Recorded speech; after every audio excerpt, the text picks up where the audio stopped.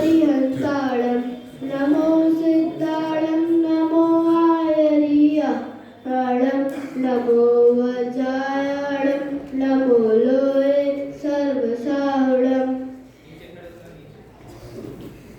ओम नमः सिद्धेश्वराय।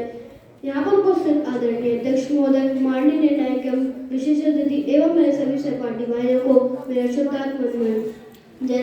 जैसा कि आपको विदित है कि आज की इस आध्यात्मिक ज्ञान गोष्ठी में मेरा केंद्र बिंदु है भगवान महावीर।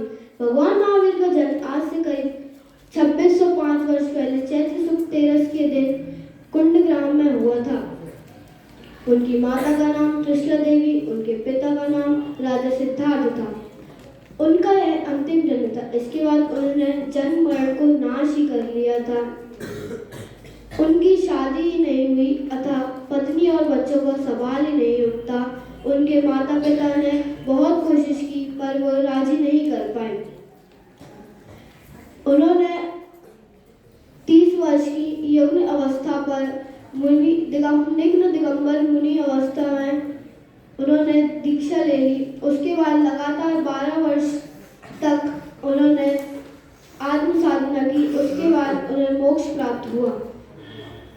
उन्हें मोक्ष पावापुरी से प्राप्त हुआ था।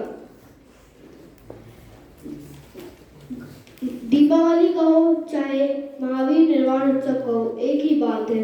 अब हम जानेंगे भगवान महावीर के 5 नाम कैसे पढ़े। भगवान महावीर के 5 नाम कुछ इस प्रकार हैं: वीर, अतिवीर, सन्मति, वर्धमान, महावीर। वीर। एक बार जब बालक वर्धमान अपने मित्रों के साथ खेल रहे थे, तभी एक देव ने उनकी परीक्षा लेनी चाहिए और वहां पर वे सांप के रूप में विराजमान हुए। वो सांप देखकर सभी मित्र भाग गए, परंतु बालक वर्धमान नहीं डरे और उनके साथ ही खेलने लगे।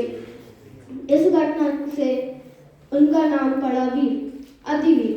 एक बार जब बालक वर्धमान बाजार में घूम रहे थे, तभी एक हाथी पागल हो जाने की घोषणा होती है।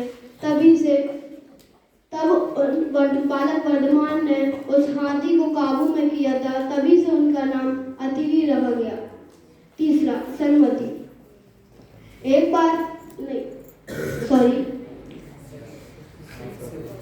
जब बालक वर्धमान ने अपनी पूरी आत्म साधना करके केवल ज्ञान प्रकट किया था, तभी से उनका नाम सन्मति रखा गया। चौथा, वर्धमान। जब उनका जन्म हुआ था तब उनकी माता पिता ने उनका नाम वर्धमान रखा था। चौथा, महावीर। जब उन्हें राग द्वेष रूपी शास्त्र का अभ्यास किया था, तब से उनका नाम महावीर पड़ा। अब हम भगवान महावीर की 11 शिक्षाओं के बारे में जानेंगे। सभी आत्माएं बराबर हैं, कोई छोटी बड़ी नहीं है। भगवान कोई अलग नहीं होते। जो जीव पुरुषार्थ करे वह भगवान बन सकता है। भगवान जगत को किसी को भी छोटा बड़ा नहीं मानते। हमारे आत्मा का स्वभाव भी जानना, देखना, कषाय आदि करना नहीं। कभी किसी का दिल को ना दुखाने का भाव मत करना। झूठ बोलना और झूठ बुलाने का भाव करना पाप है। चोरी करना और चोरी कराने का भाव करना बुरा काम है। संयम से रहें, क्रोध से दूर रहें और अभिमानी ना बने। छल कपट करना और भावों में कठोरता रखना बहुत बुरी बात है। लोभी व्यक्ति सदा दुखी रहता है।